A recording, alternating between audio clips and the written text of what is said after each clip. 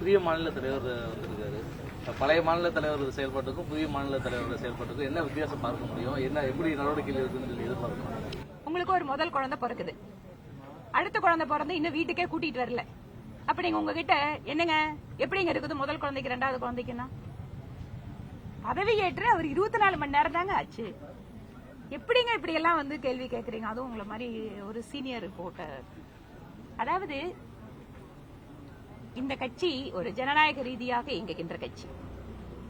நீங்க மற்ற கட்சிகளை பாத்தீங்கன்னா அடுத்த தலைவர் யாருன்னு இப்பவே சொல்லிடலாம். இல்லைங்க பேரன் பிறந்துட்டாருங்க, இல்ல கொள்ளு பேரன் பிறந்துட்டாருங்க, எங்களுக்கு தலைவருக்கு பஞ்சம் இல்லைன்னு சொல்ற கட்சி எங்க கட்சி இல்ல.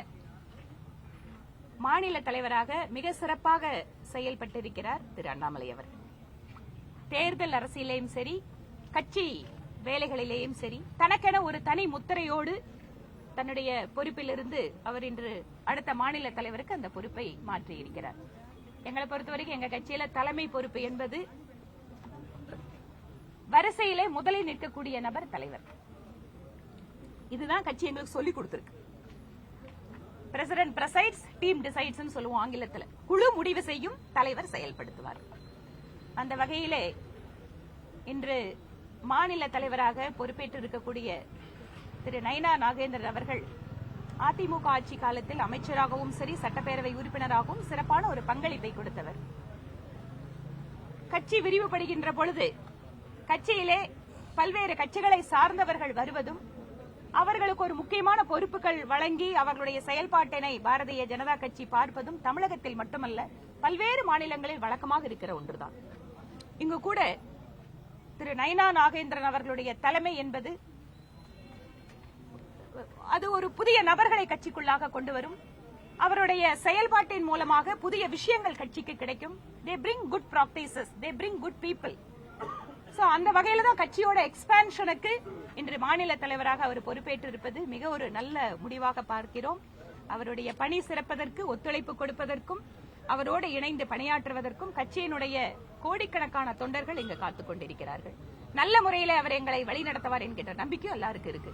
அதனால் மிக சிறப்பாக அவருடைய பணி இங்கு நடைபெறும். ஜனநாயக ரீதியாக மாநில தலைவர் தேர்வு செய்யப்பட்டிருக்காரு. நீங்க மாணவர் காலத்திலிருந்து கட்சியில் இருக்கக்கூடிய நபர், கிட்டத்தட்ட 20 ஆண்டுகளுக்கு மேல இருக்கக்கூடியவர். அவர் ஒரு 8-9 வருஷத்துக்குள்ள மாநில தலைவர் ஆயிட்டாரு.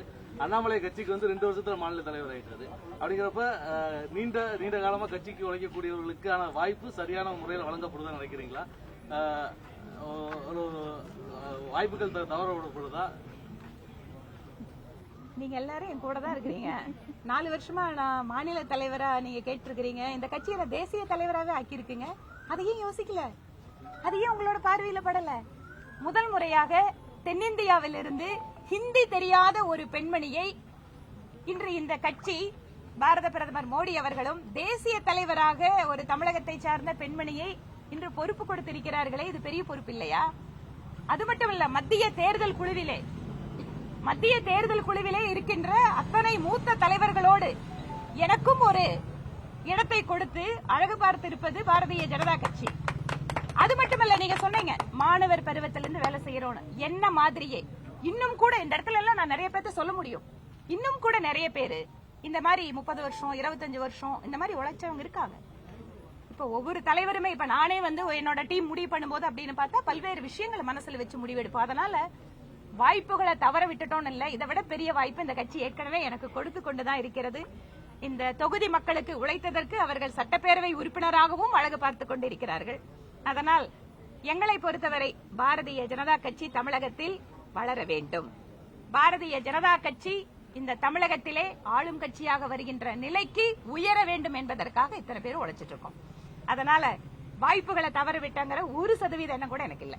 மாநில தலைவர் பொறுப்புக்கு வரணும் அப்படின்ற எண்ணம் உங்களுக்கு எதுவுமே இல்லையா? இந்த கட்சியை பொறுத்த வரைக்கும் இதுவரைக்கும் நான் இந்த கட்சியில எனக்கு இது வேணும் அது அந்த பொறுப்பு வேணும் அப்படின்னு இது வரைக்கும் எதுவும் கேட்டதில்லை. கட்சி பணி செய்வோம், எந்த நேரத்துல எந்த பணி எங்கிட்ட கொடுத்தா சரியா இருக்குன்னு கட்சி நினைக்குதோ அந்த பொறுப்பை கொடுப்பாங்க.